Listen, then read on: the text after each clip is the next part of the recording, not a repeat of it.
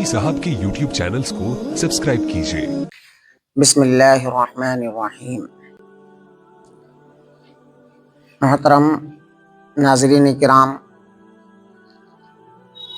आज मैं आपको क़ुर्ब क़यामत के फितनों में से एक अहम फितने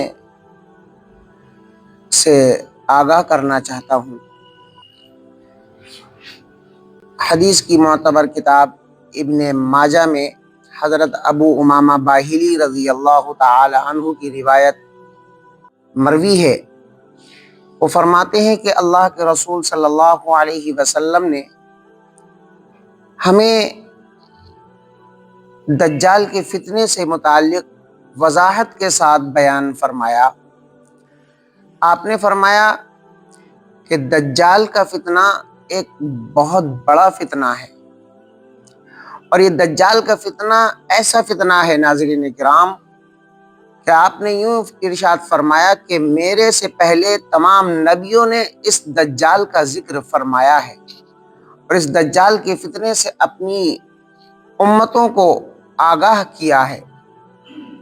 और क्योंकि मैं आखिरी नबी हूँ, मेरे बाद कोई नबी नहीं, और तुम भी आखिरी उम्मत हो, तुम्हारे बाद कोई दूसरी उम्मत नहीं, इसलिए ये दज्जाल का ज़ुहूर मेरी ही उम्मत में और मेरे ज़माने में अगर होता है तो मैं उससे खुद मुकाबला करूँगा, और अगर मेरे बाद उसका ज़ुहूर होता है तो हर मुसलमान उससे मुकाबला करने के लिए तैयार रहे।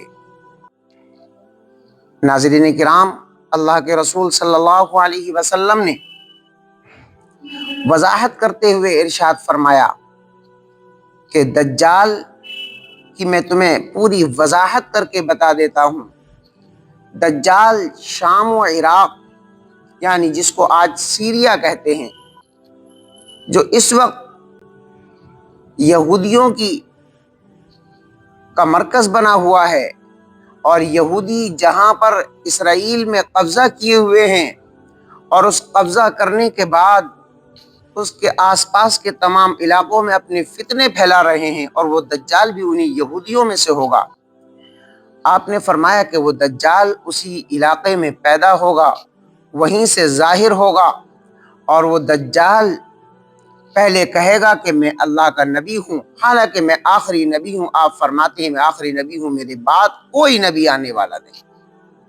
वो दज्जाल फिर कहेगा कि मैं रब हूँ तुम्हारा, हालांकि अल्लाह हमारा रब है, और अल्लाह को मौत से पहले, जन्नत में जाने से पहले कोई दीदार नहीं कर सकता। दज्जाल की पूरी वजाहत मैं आपको बतलाता हूँ।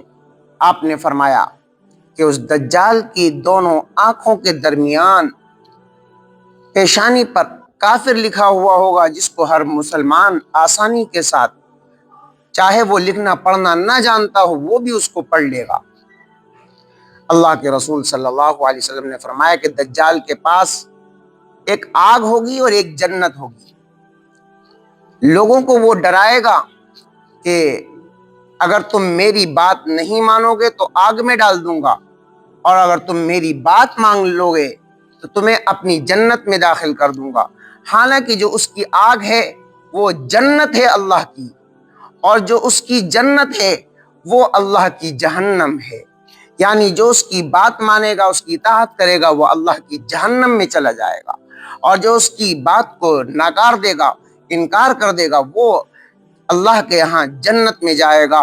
और अल्लाह के रसूल सल्लल्लाहु अलैहि वसल्लम ने फरमाया कि जो सूरह कहफ की इब्तिदाई 10 आयतों की तिलावत करे, और ख़ास तौर से जुमे के दिन सूरह कहफ की 10 आयतों की तिलावत करे, उसका विर्द करे, और उस वक्त भी सूरह कहफ की 10 आयतों की तिलावत करे, तो अल्लाह उस दज्जाल की आग को उसके लिए ऐसे ही गुरे गुलजार बना देंगे जैसे अल्लाह ताला ने इब्राहीम अलैहिस्सलाम के लिए आग को गुरे गुलजार बना दिया था, और आग इब्राहीम अलैहिस्सलाम का एक बाल भी न जला सकी थी। ऐसी ही दज्जाल की आग उस मोमिन और उस ईमान वाले को कोई नुकसान नहीं पहुंचा सकेगी जो सूरह कहफ की इब्तिदाई 10 आयतों की तिलावत करे और अपने ईमान पर जमा रहे اور اللہ سے دجال کے فتنے سے حفاظت کی دعائیں مانگتا رہے اور اللہ کے حکموں اور اللہ کے رسول کی سچی اتباع کرتا رہے، اس کے بہت سارے فتنوں کا اللہ کے رسول صلی اللہ علیہ وسلم نے ذکر کیا ہے، آئندہ اس کو بھی بتلایا جائے گا۔ اللہ تعالی ہم سب مسلمانوں کی اس دجال کے فتنے سے حفاظت فرمائے۔